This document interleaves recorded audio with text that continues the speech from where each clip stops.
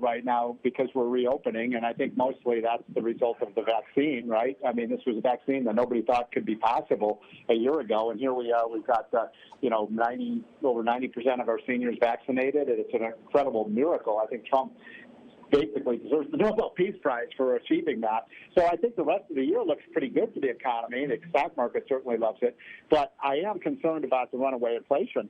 And did you hear, Carl, what Joe Biden said last night in a CNN interview? I mean, it was the craziest thing I ever saw, where he said basically that he has a plan to deal with this inflation, and it's to borrow and print $3.5 to $4 trillion more money.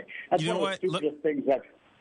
Let me play that. That's cut 18. Sean, can you play that? I want the audience to hear it again. I'll get your response to it, Stephen. You seem pretty confident that inflation is temporary, but if you're pumping all of this money into the economy, couldn't that add to... No, look, here's the deal. Moody's today, when a Wall Street firm, not some liberal think tank, said if we pass the other two things I'm trying to get done, we will, in fact, reduce inflation.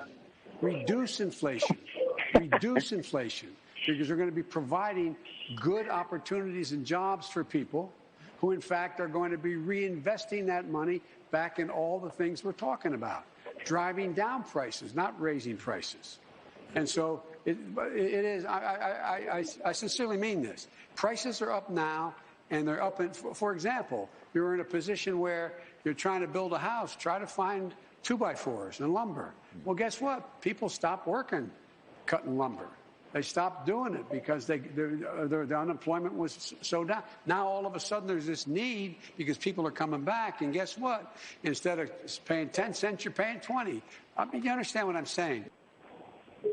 So, Stephen Moore, I went into a Home Depot probably a few weeks ago, and I go into Home Depot pretty regularly. And I can recall I live in Florida, so every once in a while we have to prepare for these storms and or hurricanes. And so I went and got some plywood. I stock up on plywood. I have some stocked in my garage. And I believe when I paid for plywood last, it was about 22 or so bucks per sheet. This was pre-COVID. It wasn't that long ago.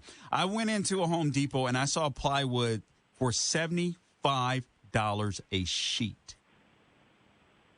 We will, in fact, reduce inflation. Reduce inflation. Reduce inflation. Because we're going to be providing good let's get your response. And jobs for people. Let's get your response to Joe Biden first off. So, Carl, when he said at the end of that, do you understand what I'm saying? I don't understand what word I'm saying. I mean, it was gibberish. I mean, you have to. It's I don't like to call people names, but I'll just say that was.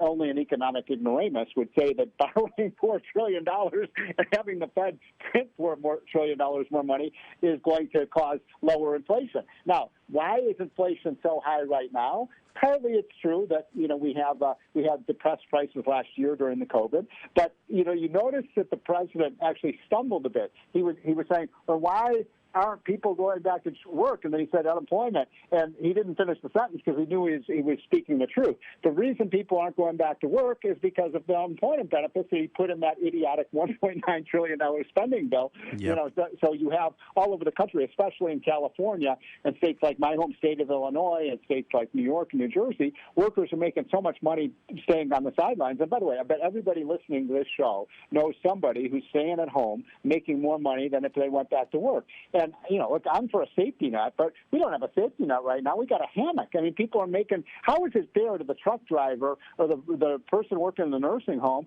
or the person who's delivering stuff for Amazon to be making less money, than the guy who's sitting home watching Netflix, Carl? I mean, it doesn't – how is that fair? I got to tell you, I own a small service business here, Steve, and I offered some people more money than I typically would. I mean, and I pay pretty good. I'm telling you, no callbacks. I literally had someone call, inquire, interview, and okay, no, that's not enough. Literally, I'm making more right now just sitting at home. And these are people, Stephen Moore, that in the Trump era, if you will, or pre-COVID, they weren't the same people. So my concern is that My concern is a lot of people probably won't go back to work as soon as they should. So this is a great point you're making, Carl. The worst thing you can do for someone who's unemployed is to keep them unemployed. The data shows very clearly it's bad for the businesses, it's bad for the workers, it's bad for their families. The longer you stay unemployed, the worse it is because you lose your skills, you lose your ambition. We're not doing anybody a favor. And we did a study, by the way.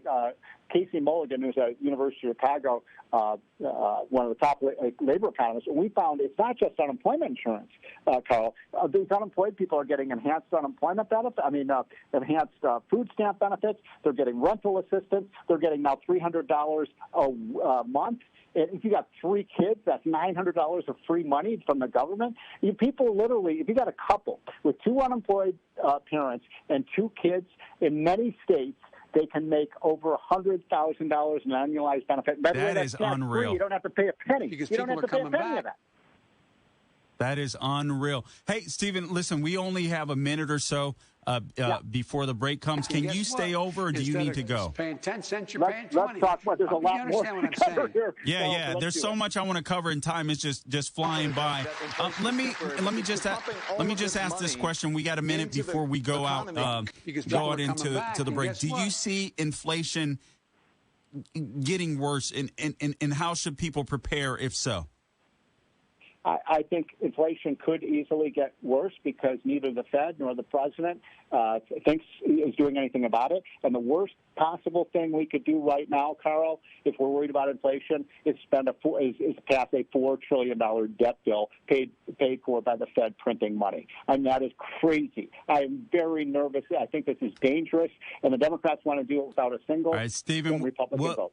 Stick with me. We'll come back with economist Stephen Moore. This is Carl Jackson in for Larry Elder. We'll be back in a few. Instead of paying 10 cents, you're paying 20. You understand what I'm saying?